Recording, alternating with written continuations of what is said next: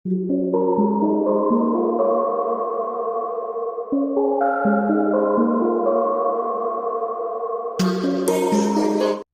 The Lord. सभी को जय मसीह की। मैं प्रभु का धन्यवाद देता हूँ। अजीज़ों, मैं आशा करता हूँ कि आप सब ठीक होंगे, प्रभु में आप बढ़ रहे हैं। तो इसलिए अजीज़ों, चलिए आइए, आज हमारा नया टॉपिक है, जिस विषय का नाम है उद्धार का कार्य पूरा करना है।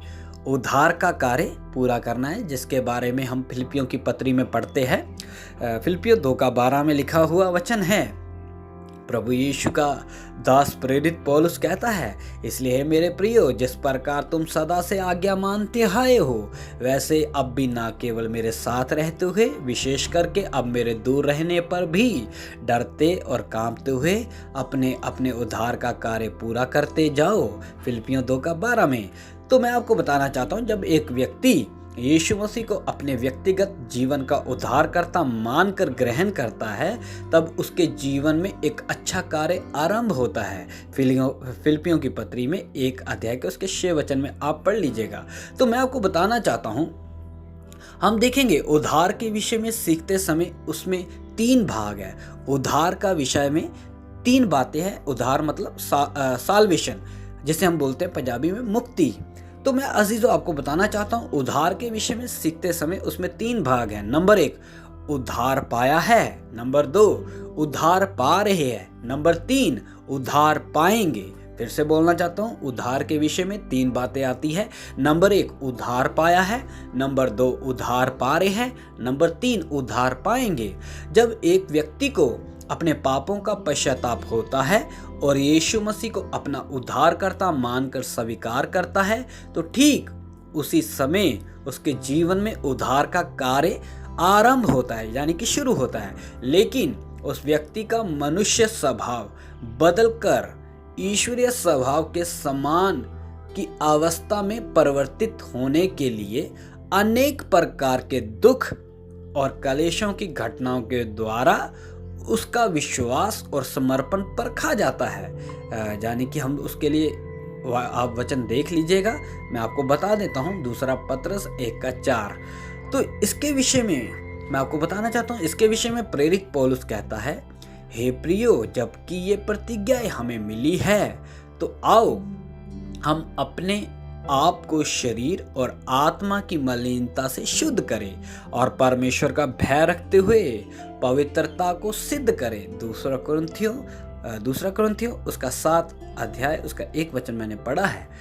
एक व्यक्ति की शरीर और आत्मा की मलिनता को दूर करने के लिए परमेश्वर उसे दुख और क्लेशों की भट्टी में डालकर शुद्ध करता है, जिनके द्वारा उसने हमें बहुमूल्य और बहुत ही बड़ी प्रतिज्ञाएं दी है, ताकि इनके द्वारा तुम उस सड़सड़ाहट से छूटकर, जो संसार में बुरी अभिलाषाओं से होती है, ईश्वरीय स्वभाव के सहभागी हो जाओ। इस प्रकार तुम सब प्रकार का यत्न करके अपने विश्वास पर सद्गुण और सद्गुण पर समझ और समझ पर संयम और संयम पर धीरज और धीरज पर भक्ति और भक्ति पर भाईचारे की प्रीति और भाईचारे की प्रीति पर प्रेम बढ़ाते जाओ, क्योंकि यदि ये बातें तुम में वर्तमान रहे और बढ़ती जाए, तो तुम्हें हमारे प्रभु यीशु मसीह की पहचान में निकम्मे और निष्फल ना होने देगी। क्योंकि जिसमें ये बातें नहीं, वह अंधा है और धुंधला देखता है और अपने पिछले पापों से धुलकर शुद्ध होने को भूल बैठा है। इस कारण हे भाइयों, अपने बुलाए जाने और चुन लिए जाने को सिद्ध करने का भली भांति जतन करते जाओ, क्योंकि यदि ऐसा करोगे तो कभी भी ठोकर ना खाओगे। दूसरा पत्रस उसका 1 अध्याय उसका 4 से लेकर मैंने 10 तक पढ़ा है, आप भी अपना बाइबल खोल कर पढ़ सकते हैं।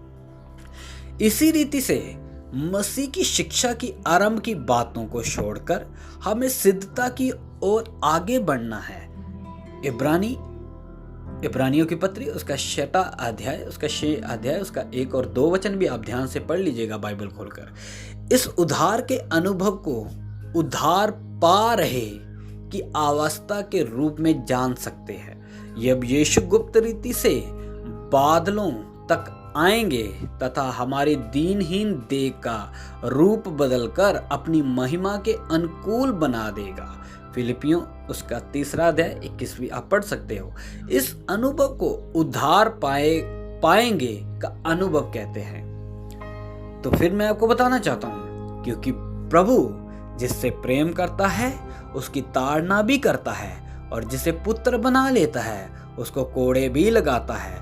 तुम दुख को ताड़ना समझकर सह लो, परमेश्वर तुम्हें पुत्र जानकर तुम्हारे साथ बर्ताव करता है।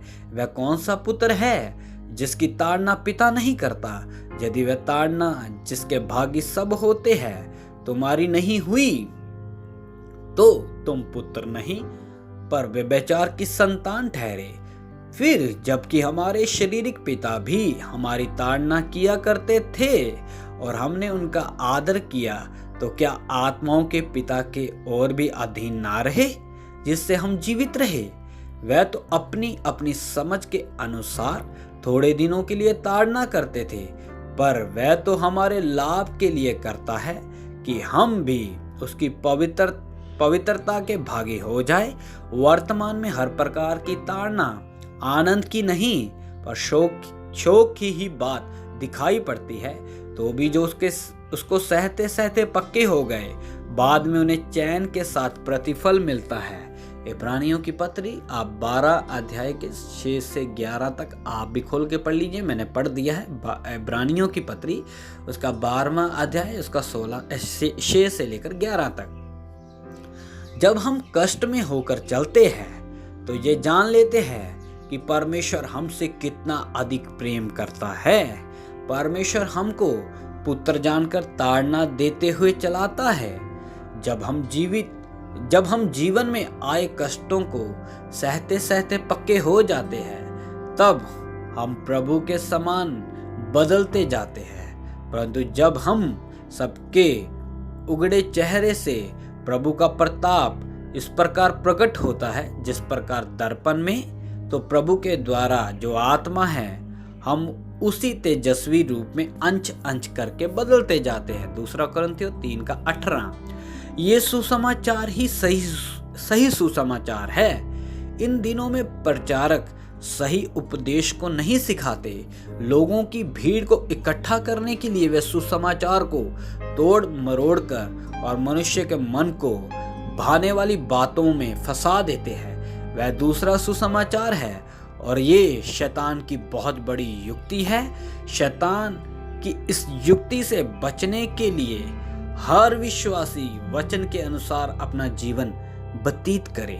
इसलिए मेरे अजीजों, आप थोड़ा सतर्क हो जाए, आप वचन को सीखें, आप अपने उद्धार के कार्य को पूरा करें डरते कांपते हुए।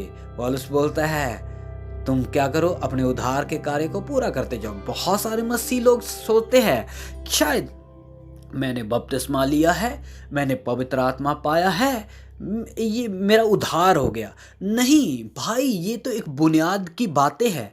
इसके आगे है हमने अपने जीवन को, जहाँ हमने उद्धार के कार्य को क्या करना है, डरते कांपते हर दिन मसीह में बढ़ना है, अंश अंश करके उसमें बदलना है। तो इसलिए मेरे अजीजों, बहुत सारे लोगों की यही सोच है। वो सोचते हैं कि शायद मैंने उद्धार पाया है, बपतिस्मा लिया है, प्रभु भोज में शामिल होता हूँ, पवित्र आत्मा भी पाया है, ये लेकिन वो एक बुनियादी बातें हैं। उसके आगे आपने फल लेकर आना है। अगर फल नहीं दोगे तो प्रभु यीशु आपको काट देगा और आग में झोंक देगा और आप अनंत काल तक जलते रहेंगे। इसलिए मेरे अजीजों, मेरे प्यारे भाइयों बहनों, उद्धार के कार्य को आप डरते कांपते हुए पूरा करते जाए। इसलिए प्रभु आप सबको आशीष दे। सभी को जय मसीह की।